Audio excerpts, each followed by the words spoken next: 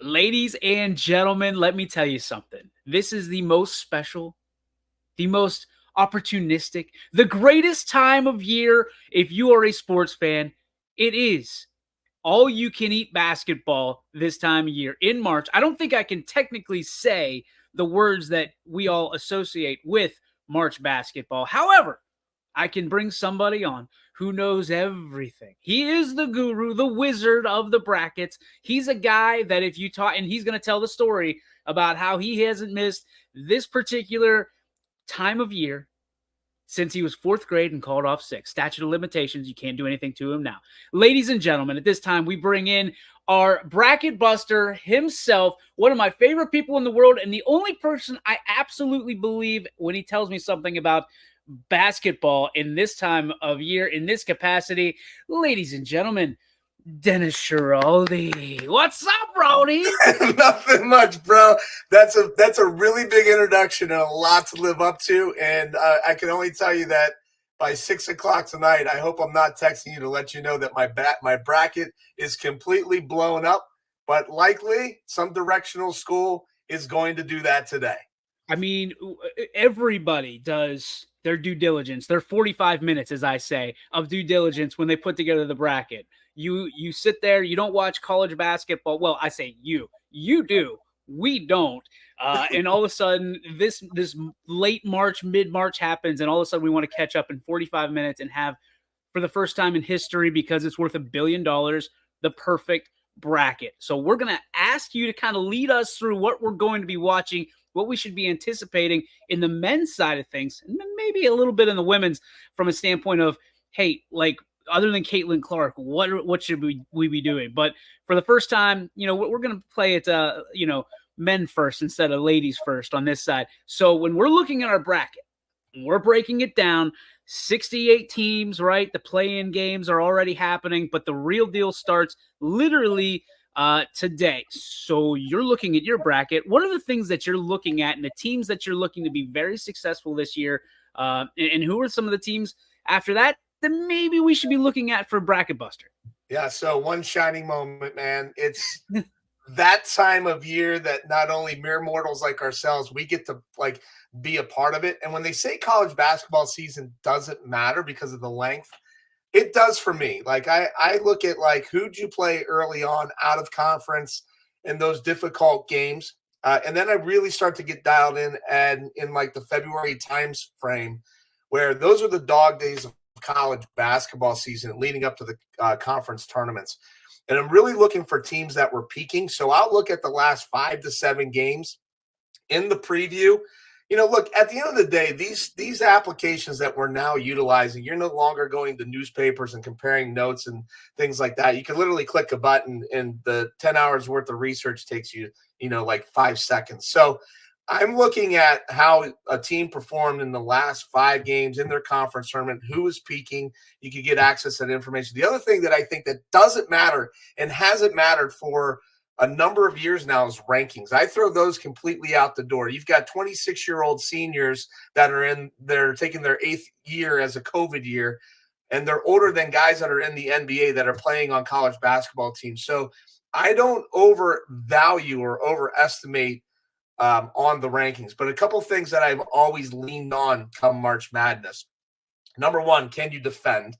Number 2, rebounding. And that's a huge key ingredient to this time of year. Number 3, what's your guard play like? Do you have guys that can take care of the rock in crucial times of the game, get you tough buckets, get the ball to the right people at the right time, get you in the right positions? So guard play for me is huge.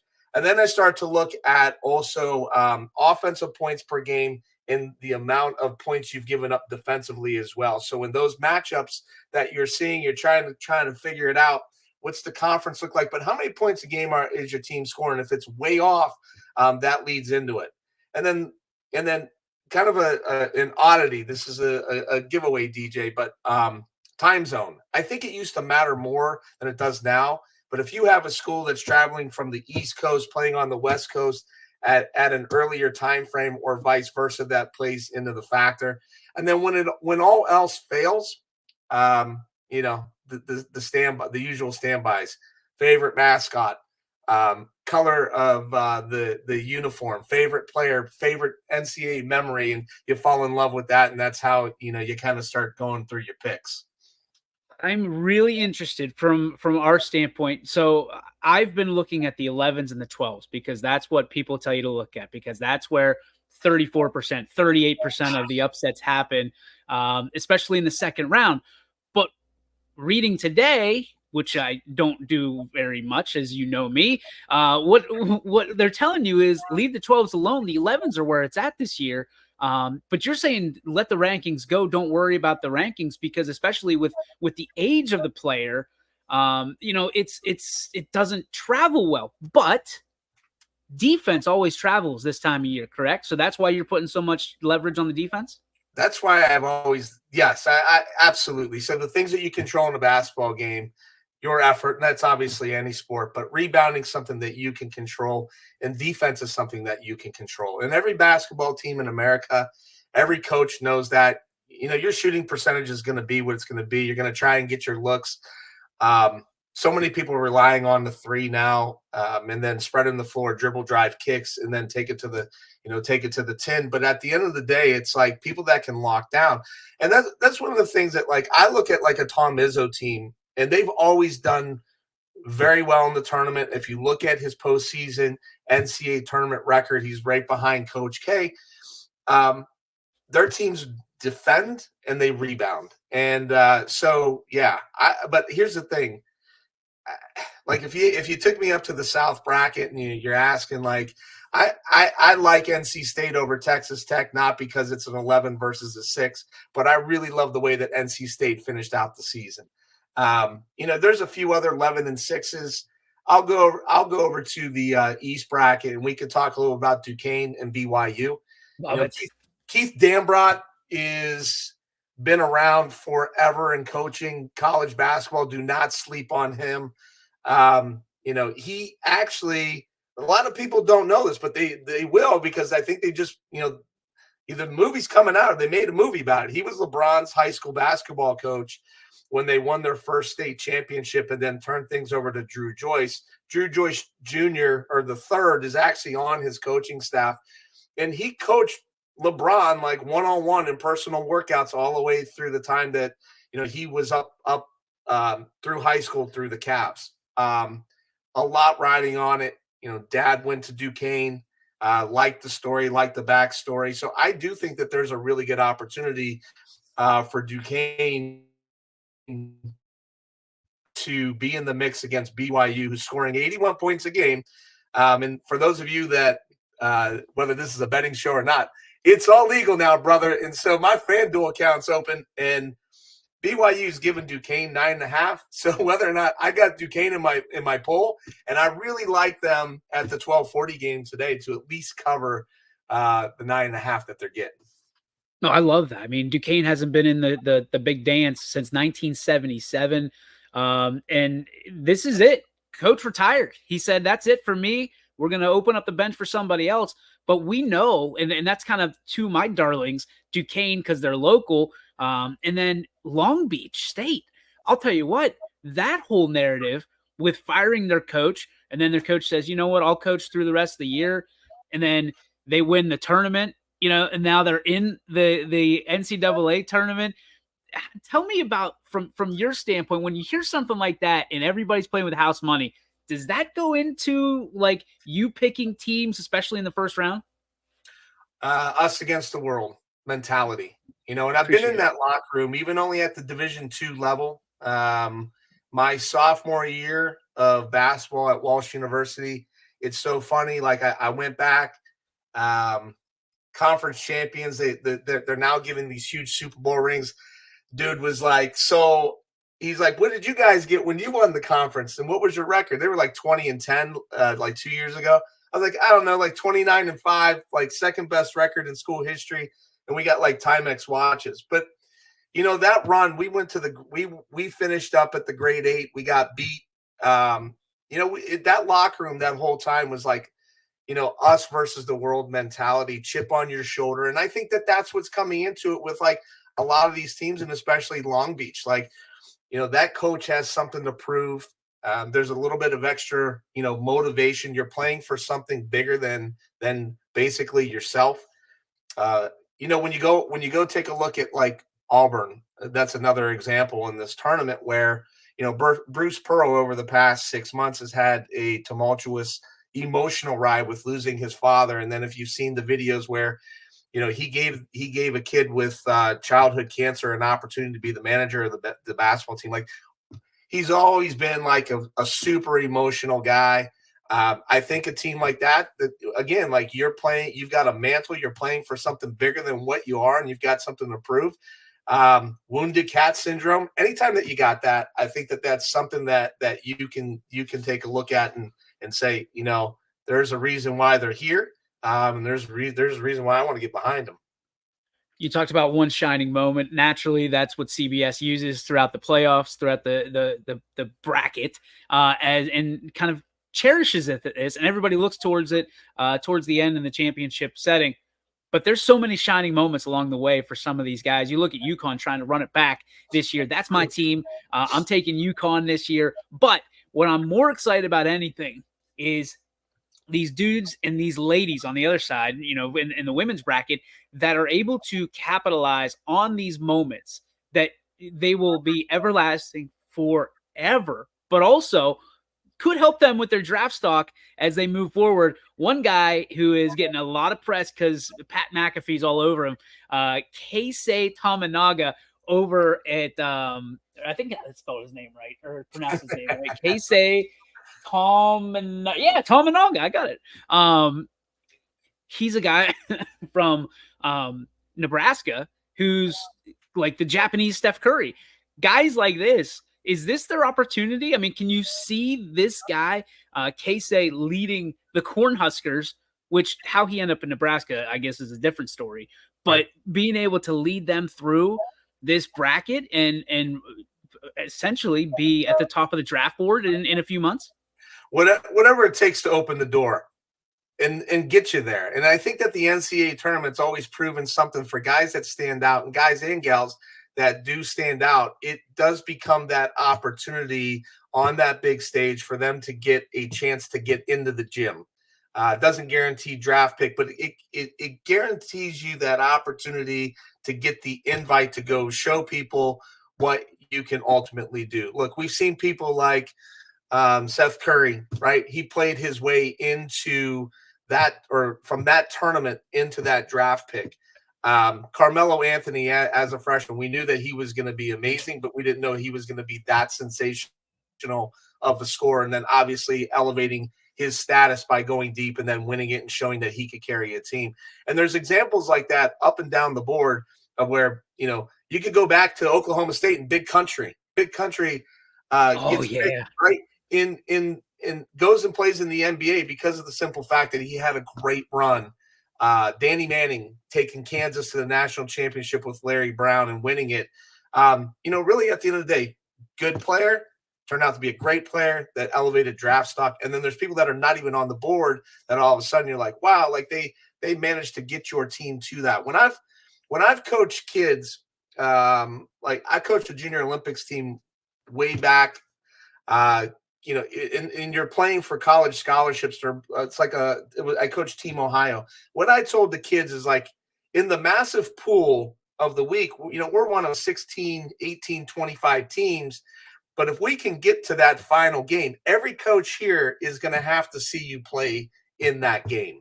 And that's really the same mentality that these people get to take. Here's the other thing, DJ, like, so very few of these people that we talk about when we say this one shining moment are going on to play in Europe, to play in the D League, to play in the NBA. So this, for a lot of people, when that horn sounds, that reality really kicks in, and there's an ending that comes to an abrupt halt that has defined you probably since the time that you've been 10, 11, 12 years old, that you've been in the gyms playing for your local team, your travel team, your college team, trying to make it. And then all of a sudden the horn sounds and it's over with. And your identity has been that. And then the transition of translating all that discipline and competitive spirit into your business life or into your work life is really what we're watching right in front of our eyes. A lot of people don't even really can never understand that when, and a lot of people that have played recognize that and relate to that. So I think that's what makes March Madness so compelling. We talk about it all the time. Less than 2% of those gentlemen and these ladies, probably less in the ladies category, are going to go on to play professional basketball. So, I mean, this is their moment. This is their one shining moment, as you've said. Very well put together, my friend. All right, the appetizer's over. All right, we've been nibbling. It's time to get down to brass tacks. It's time to look at those brackets and tell us who Dennis Giraldi, the GOAT of the bracket challenge, the bracketologist here locally, who are you taking into the Final Four? Who should we be looking forward to following throughout the next couple weeks? All right, so I just can't come with it with the Final Four. But I got to tell you, like obviously I like UConn. You know, the Hurleys are the royal family, if you will, of March Madness.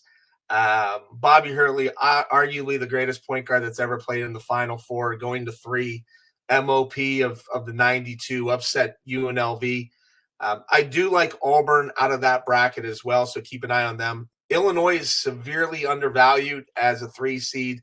I think that the way that they came down in the Big Ten tournament, they looked very strong. Again, defense and rebound, and then you put some other factors into it too. They have some people that can get some tough buckets. Out of the South, I don't think there's any upsets there. I'm sorry, surprises. I think Houston and Duke will be vying to go to the Final Four. I think NC State pool, if you're looking for an upset, if you're valuing it off of like the numbers, NC State over Texas Tech.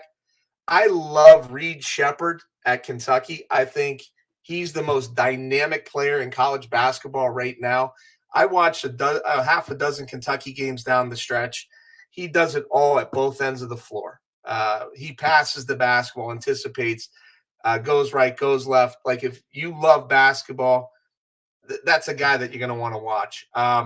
We already said that, I like Duquesne over BYU. Midwest, I think we got the Blue Bloods with Purdue and Kansas that are going to come down to it. And so at the end of the day, long-winded way of saying that I got UConn and UNC, kind of no surprises there with the chalk. UNC's got a ton of experience. If you thought Stacey Augmon played a long time at UNLV, North Carolina has dudes there that you think have been there for about 10 years, right? And then on the other side of it, I do like Houston. I just think that they've played solid basketball. What they do are sneaking in is Kansas. You never count Bill Self out of a March Madness, and he has a little bit of that chip on his shoulder, like, hey, we're Kansas, Rock Chalk Jayhawk 4. All right, we're going to talk about that, right? So that's what I think. I love it. It fires me up because I've got UConn. I have who else do I have? I have Houston. I have Tennessee down here, and I really think I think there's something to that. I know that it's a big stretch, right? I'm really putting myself out there with a 2, but at the end of the day, there's a lot of question marks. I'm not hearing much about Tennessee. I don't know why I like them so much. It's not their uniforms, just like Sandra Bullock. I hate the color, but at the end of the day, there's something about that orange crush that I like. And then on the other side, since I've been little, and I think you can attest to this, the Mike Bibby, Miles Simon, Arizona Wildcats. Like there's something about the Wildcats that anytime they're on a bracket, I have to second guess myself because of that run they made all the way back in the late 90s. So, I mean, are those 4 decent picks that you could potentially see in the Final Four? And I'm showing my age, man, but when you've got like the Sean Elliott group that came through with Lute Olson and put their first Arizona win together, let's not sleep on the fact that is a huge basketball school. I'd agree with that. And then on the other side of that, I think that Tennessee obviously plays in a pretty good league, right? So you've got the SEC. They're coming off of a pretty good ending, some very notable wins. The only thing that it was early in the season, was back in November, that they lost to Kansas, but not by much. So I think that that you're spot on with those picks. Um, I don't know why I'm sticking with Dayton. Maybe it's because it's Ohio, Oh, it is. but You're I such think a that they're sucker for the local. completely. And there's time to change, but they're completely overrated. Like they didn't even win their conference, and so I'm like, I don't know. Like I don't know why I'm still laying on them, but who knows? Who's the uh was it Sister Jean or who was it a couple years ago? Who's going to be the team that just absolutely goes on a Cinderella run? If you had to take a wild guess and throw that dart against the wall, who's it going to be? Yeah. So you can't count out Bryce Drew at Grand Canyon. And Oh if you boy. are old enough to remember his buzzer beater in March Oh Madness, yeah. playing for his dad Larry Drew at Valparaiso, it's something that you can't weed out. St. Mary's is a really good team from a really good conference, but at the end of the day, that seems like a beatable game. And then you get into a game against, potentially Alabama or Charleston. You never know. But I think that feels like a team because of its leader and a guy that's been there before has the opportunity to maybe get a little bit of a sputter behind them and make some noise in this March Madness. We've talked about Duquesne, obviously locally here, Pittsburgh. The other team we haven't talked about yet, Akron. Okay, so they kind of spun their way into this thing with a little bit of a faux pas, if you will, with Kent State. Do you see the Zips making any noise? Do they have any chance at making some noise in round one? Well, I saw the ending to that. And sometimes when teams get a scare, a lot of times top ranked teams get a scare in the NCAA tournament early. It usually has this crazy motivating factor. The other thing that makes me a little bit biased, besides the Ohio factor, is that Bob Huggins' second head coaching job in college was at the University of Akron. The first head coaching job was at my alma mater at Walsh University in Canton, Ohio. So it's very difficult for me to not have that biased opinion against University of Akron. I do have the Zippers going down in the first round, but it has nothing to do with any of that except for the fact that I just don't see them getting by Creighton. I think that's a tough play for them. They got a bad draw. They got a bad draw. Let's be honest. Great. Yeah, I mean Creighton's one. Yeah, it's 80. They're averaging 80 points a game on offense and giving up 70, and Akron's averaging about 74 and giving up 65. So that delta of 65 to 80, 15 points, that's a lot. Versus the top 25, Akron's not really played anybody. BPI rank 106. But the MAC's a really good conference. So look, I could go either way with this, but I have Creighton winning. All right, so now it's time. Let's unveil the red carpet. Let's let the confetti fall because this pick, all the mattress Macs out there that are watching YSN, watching the Power Hour, are waiting for this particular spot. Dennis Schiraldi, when it's all said and done, when everybody's listening to One Shining Moment, and the stage is out there, and the lights are at their brightest, who will be the 2024 NCAA men's champion? All right. So no drum roll needed. And this no drum roll needed, but this is All going to give that it away. build up. Right. Right. No drum roll needed. It's going to give it away a little bit. Back in my college coaching days, I went to a coach's clinic. I heard all the big names talk. Jim Calhoun says, I don't have a rule about this is going back to the Rip Hamilton days. So like when I start drop right. So yeah, you said it. I'm a March Madness nerd. So Calhoun gets in this coach's clinic and he basically says, look, here's the deal. I don't have a drinking policy and I don't have a curfew policy. We line up at practice. We get one long line and you got to get a rebound off of every dude in that line to get out of the drill. He goes, and by the time we get done with it, guys are ready to throw up. So it's like we don't have to worry about telling them not to go out and drink. Now, whether that's true or not, maybe embellished, I get it. But Calhoun last year giving pep talks about UConn and UConn basketball got me ready to play. Like I was so ready to go, so amped up. I think that Danny Hurley is real. He's a Hurley basketball lineage, tough coach in an age where kids don't want to be coach tough.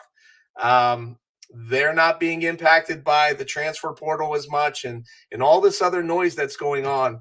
So they're big. They defend well. They got great guard play. Well, I'm sending the trophy right now to Stores. UConn. The Huskies, baby. I picked it right.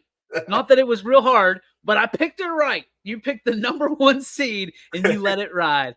Dennis Schiraldi, I am so grateful for you for so many reasons, but I'm so grateful today for you stopping by and educating us and giving us something to be excited about. Let's not do this like once a year. Let's talk. Yeah. You do so much with youth sports, with sports in general. You are just a wealth of knowledge, my friend. Thanks for everything. I don't know. At least I'm a wealth of something, but no, I wholeheartedly you having me on to talk hoops. I'm extremely passionate about it. I took in a lot of high school hoops this year as well. And so anytime that you ever, want to stop on and have a hoops call or talk youth sports or whatever it is, my friend, I'm here for you. I love it. Ladies and gentlemen, Dennis Schiraldi. Schiraldi, thank you so much, brother. That's going to do it for this special side of the YSN Power Hour. It's a noon special. This way that we can all go and do what we're supposed to do. I know Dennis is dodging calls and stuff like that, I'm sure, today and tomorrow and for the next 6 weeks until this baby is over. In the one shining moment and the bright lights and Jim Nance, not Tony Romo, but Jim Nance comes down. I don't even think he works there for this season. He's retired. But it doesn't matter. You can't have one of these without Jim Nance. He's going to be like the Undertaker, coming out, like rising up and handing out the trophy to UConn.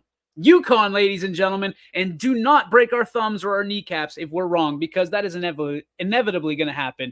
Well, that's going to do it for our show today, right here on the YSN Power Hour. Thanks to everybody for tuning in. We will see you tomorrow for a very special announcement on the YSN All-Star Game. Guest judge, the 5th one, going to be revealed.